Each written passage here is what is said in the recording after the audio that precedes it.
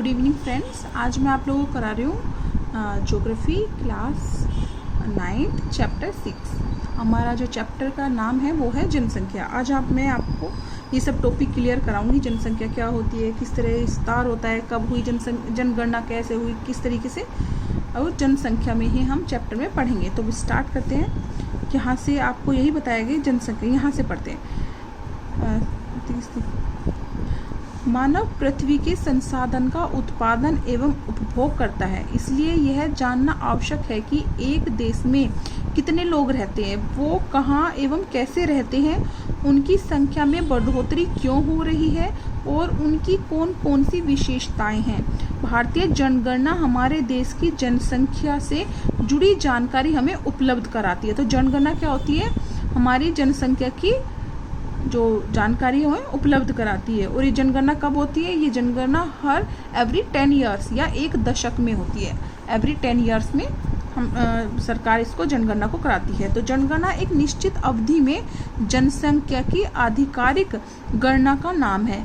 भारत में सर्वप्रथम जो जनगणना थी वो 1872 में की गई थी और 1881 में पहली बार एक संपूर्ण जनगणना की गई थी।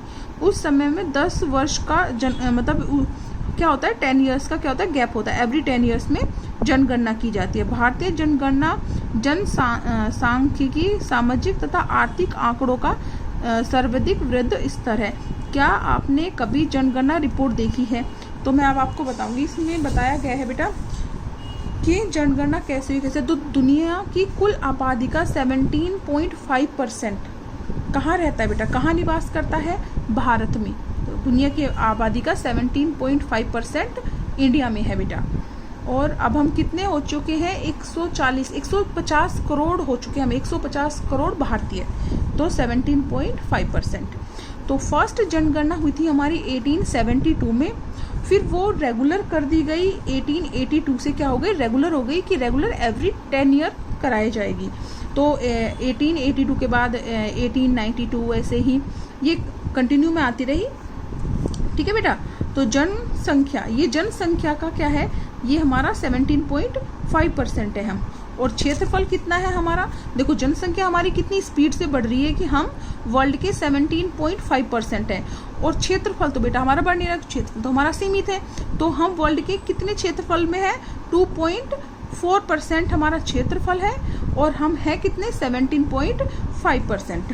तो सर्वाधिक आबादी वाला जो राज्य है, इसमें सबसे पहले ये पॉइंट आता है कि सर्वाधिक आबादी वाला, तो भारत में सर्वाधिक आबादी वाला राज्य है यूपी। और यूपी में कितनी है, 19.90 मतलब 19 करोड़ 90 लाख की आबादी। क्या है, 19 करोड़ 90 लाख जो आबादी है, वो 150 करोड़ में से 19 करोड़ 90 लाख जो सब आबादी वाला कौन सा स्टेट हमारा, यूपी। तो देश की कुल जनसंख्या का 16% हमारा कहाँ रहता है बेटा, कहाँ निवास करता है, यूपी में निवास करता है।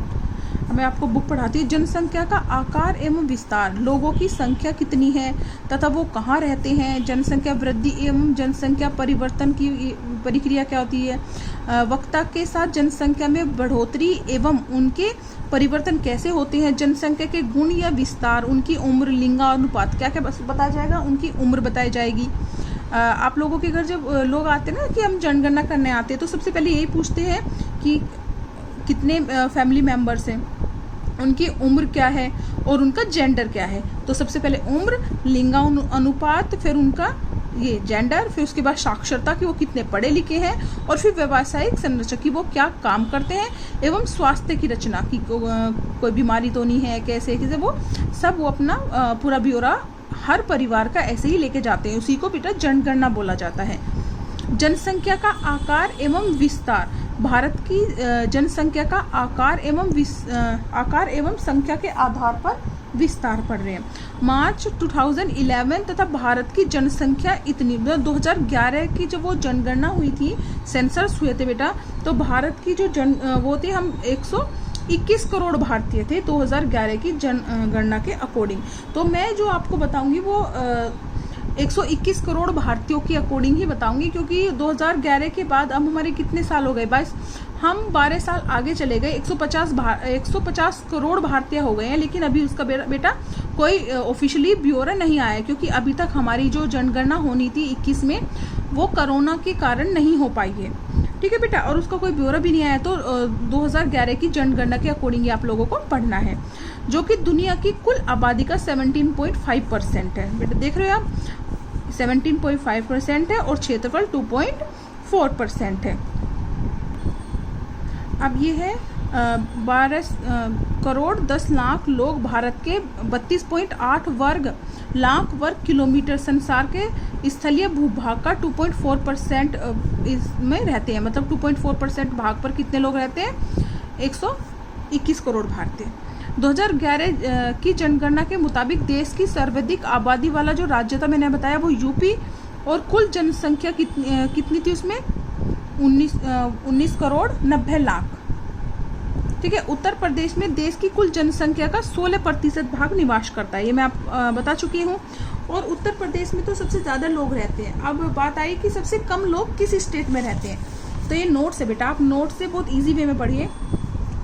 सर्वाधिक लोग अगर देखा जाए तो यूपी में रहते हैं 16%। इधर देखा जाए सिक्किम में 6 लाख लोग रहते हैं। लक्षद्वीप में 64 लाख लोग रहते हैं। भारत की तकरीबन आधी आबादी 5 राज्यों में रहती है। ठीक है, ये सबसे कम राज्य, ये राज्य वैसे हैं सिक्किम और लक्षद्वीप, वो स्टेट है बेटा जिसमें कम आबादी है, सिक्किम में और फिर इधर लक्षद्वीप वगैरह में। ठीक है, और सबसे ज़्यादा आबादी हमारी है यूपी में। उसके बाद है भारत की तकरीबन आधी आबादी 5 राज्यों में रहती है। सबसे ज़्यादा आपने देखा यूपी में 16%, फिर महाराष्ट्र में 9%, बिहार में 9%, वेस्ट बंगाल में 8% और आंध्र प्रदेश में 7%। और राजस्थान में इधर 6 नंबर पे आता है हमारा राजस्थान, जो कि 5.5%। राजस्थान की जो पॉपुलेशन है वो कितनी है? 5.5% है। इसके बाद हमारा 6 नंबर पे आता है 5.5%। ठीक है, ये पॉपुलेशन के हिसाब से तो राजस्थान 6 नंबर पे है, लेकिन ये जो अगर जनसंख्या उसके भौगोलिक स्थिति के आकार पे बताएं कि यूपी में सबसे ज़्यादा क्या रहते हैं, लोग रहते हैं, लेकिन बड़ा नहीं है यूपी। अगर क्षेत्रफल के हिसाब से देखा जाए तो राजस्थान क्षेत्रफल में बड़ा है और लोग यहाँ 5.5% रहते हैं। वो इस तरीके से 5.5% हमारी पूरी जनगणना के ही रहते हैं। ठीक है, इधर है देखो, भारत की तकरीबन आधी आबादी मात्र 5 राज्यों में निवास करती है, यूपी, महाराष्ट्र, बिहार, वेस्ट बंगाल, आंध्र प्रदेश। क्षेत्रफल के आधार पर राजस्थान सबसे बड़ा राज्य है, जिसकी जनसंख्या भारत की कुल जनसंख्या का 5.5% है। अब घनत्व के आधार पर कैसे है? घनत्व क्या होता है हमारा? डेंसिटी के आधार पर क्या है? भारत संसार की घनी आबादी वाले देशों में से एक है। अब आप ये नोट पढ़ो पहले, केवल बांग्लादेश तथा ये है बांग्लादेश के बाद जापान का जनसंख्या घनत्व भारत से ज़्यादा है। मतलब बांग्लादेश और जापान का ही घनत्व हमसे ज़्यादा है, बाकी 3rd नंबर पे हम लोग आते हैं। बांग्लादेश एवं जापान का जनसंख्या घनत्व ज्ञात कीजिए। तो ये आपके लिए क्वेश्चन है बेटा। अब मैं आपका इंडिया का बताती हूँ। भारत का जनसंख्या घनत्व 2011 मतलब जनगणना के टाइम पर 382 व्यक्ति पर किलोमीटर था, कि पर किलोमीटर में कितने लोग निवास करते हैं। तो 382 पर पर्सन 1 किलोमीटर पर पर्सन रहते हैं। ठीक है, जहां बिहार का जनसंख्या घनत्व 1102 प्रति व्यक्ति है, सबसे ज़्यादा। वहीं अरुणाचल प्रदेश में 17 व्यक्ति प्रति किलोमीटर, 1 किलोमीटर में 17, मतलब आपको 1 किलोमीटर की दूरी में आप जाओगे अरुणाचल प्रदेश में तो आपको सिर्फ 17 पीपल दिखाई देंगे। और आप वही बिहार में देखोगे तो 1 किलोमीटर के अंदर 1102 लोग दिखाई देंगे। तो 1102 पीपल आप दिखाई देंगे। तो सबसे ज़्यादा किसका है? बिहार का। और सबसे कम किसका बेटा? अरुणाचल प्रदेश का। वही राज्य स्तर जनसंख्या घनत्व के असमान वितरण के आधार। अब यहाँ देखिए 250 व्यक्ति 250 व्यक्ति प्रति वर्ग किलोमीटर से कम घनत्व वाले राज्यों के नाम बताइए। बेटा ये भी आपके लिए क्वेश्चन है। 250 व्यक्ति प्रति वर्ग किलोमीटर। ठीक है, उसके बाद आप यहाँ जाइए। असम एवं ज्यादातर प्रायद्वीपीय राज्यों का आबादी घनत्व मध्य है। पहाड़ी, कटे छटे एवं पथरीले भूभाग मध्य से कम वर्षा, छिछली एवं कम उपजाऊ मिट्टी इन राज्यों के जनसंख्या घनत्व पर असर डालती है। देखो बेटा, जहाँ क्या होगा, आपको कोई रोजगार नहीं होगा, खाने पीने की चीज़ें नहीं मिलेंगी, ज़्यादा गर्मी हो या फिर ज़्यादा बारिश होती हो, बर्फ वगैरह होते, तो ऐसी जगह पे आपको क्या होगा, आपको जो लोगों की जनसंख्या वो कम ही दिखाई देगी। अब क्या होता है कि लोग क्या करते हैं, ऐसी जगह भागते हैं जहाँ पे उनको रोजगार मिले, उनको मतलब हर तरह की फैसिलिटीज़ मिले, तो सिटीज़ में आना पसंद करते हैं। सिटीज़ में भी जैसे कि दिल्ली हो गया और बड़े बड़े सिटीज़ जो होते हैं, वहाँ आके रोज़गार की तलाश में वहाँ आते हैं बेटा, काम की तलाश में। तो यहाँ वही लोग रह जाते हैं, इन आबादी असम जो मतलब ओल्ड एज वाले पर्सन है वही मिलेंगे, इसलिए यहाँ के लोग क्या है, यहाँ की जनसंख्या घनत्व तो आपको कम मिलेगा। अरुणाचल प्रदेश और मिजोरम, असम इस साइड आपको कम ही मिलेंगे। ठीक है बेटा, पहाड़ी क्षेत्र होने की वजह से भी, ठंडी भी है और हर तरीके की वजह से बेटा बारिश बहुत ज़्यादा होती है। इधर आप देखोगे बेटा, असम एवं ज्यादातर प्रायद्वीपीय राज्यों का आबादी घनत्व मध्य है। ये मैंने आपको पढ़ा मिट्टी वगैरह।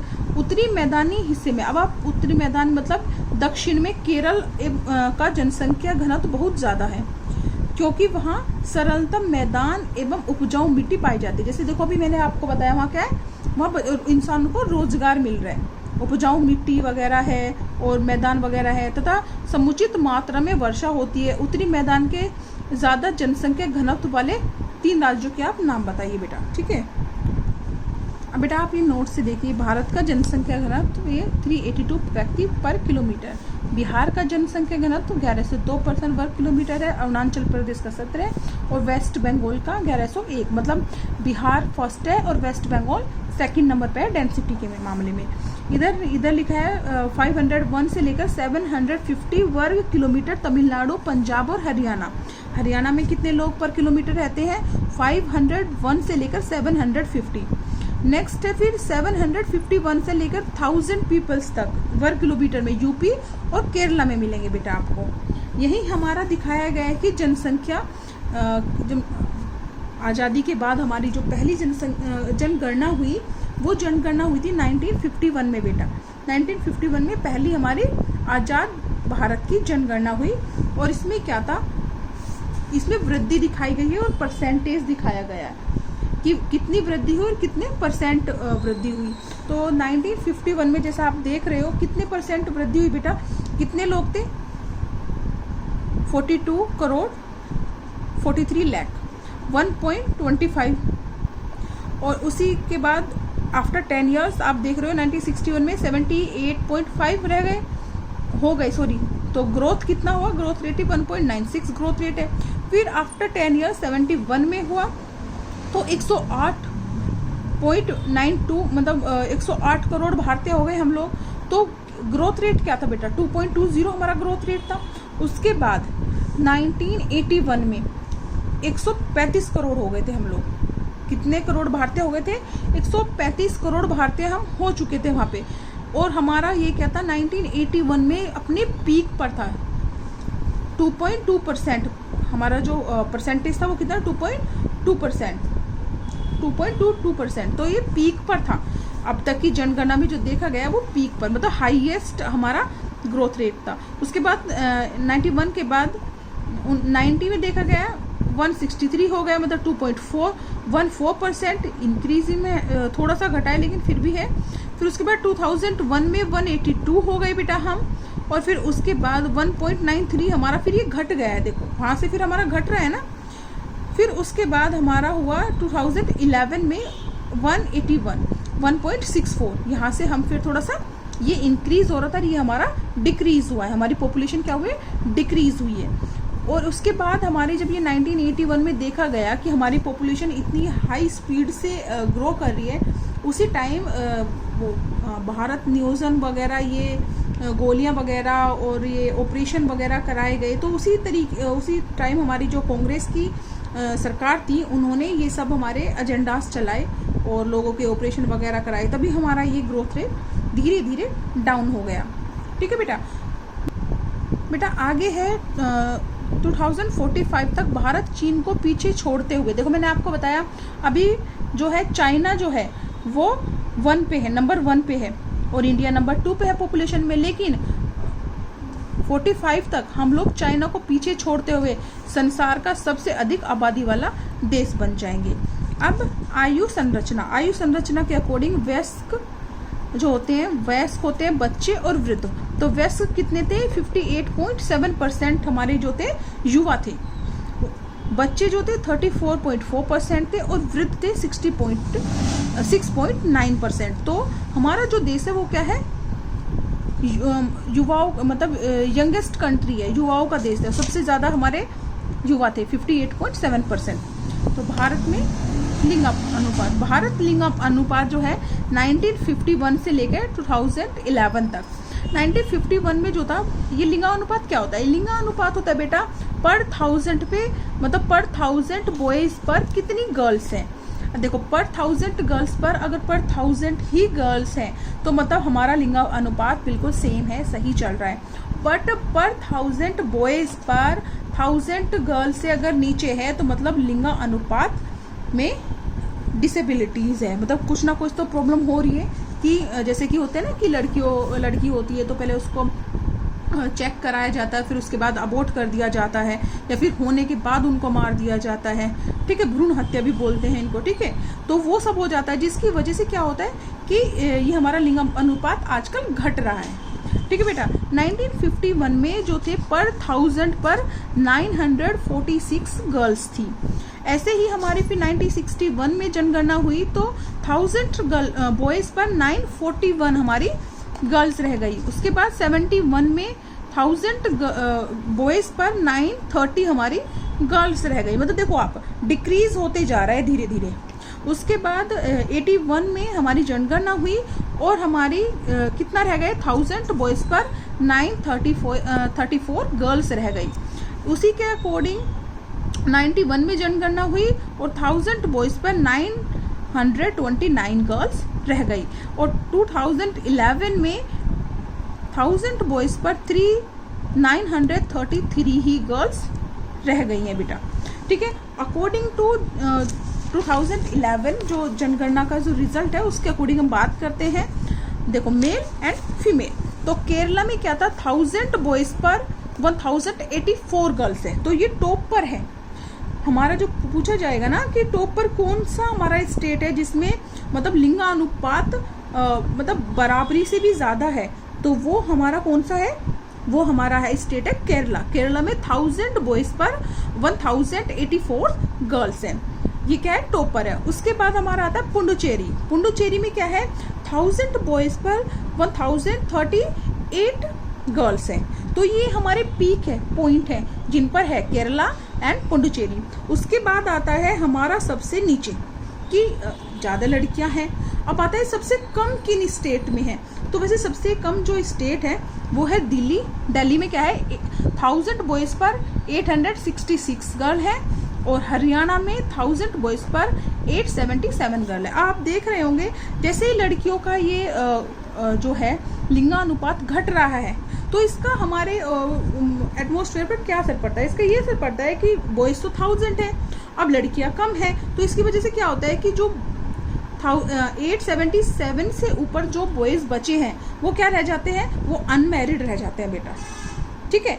डायरेक्टली मैं आपको बताऊं तो वो क्या रह जाते हैं? वो अनमैरिड रह जाते हैं।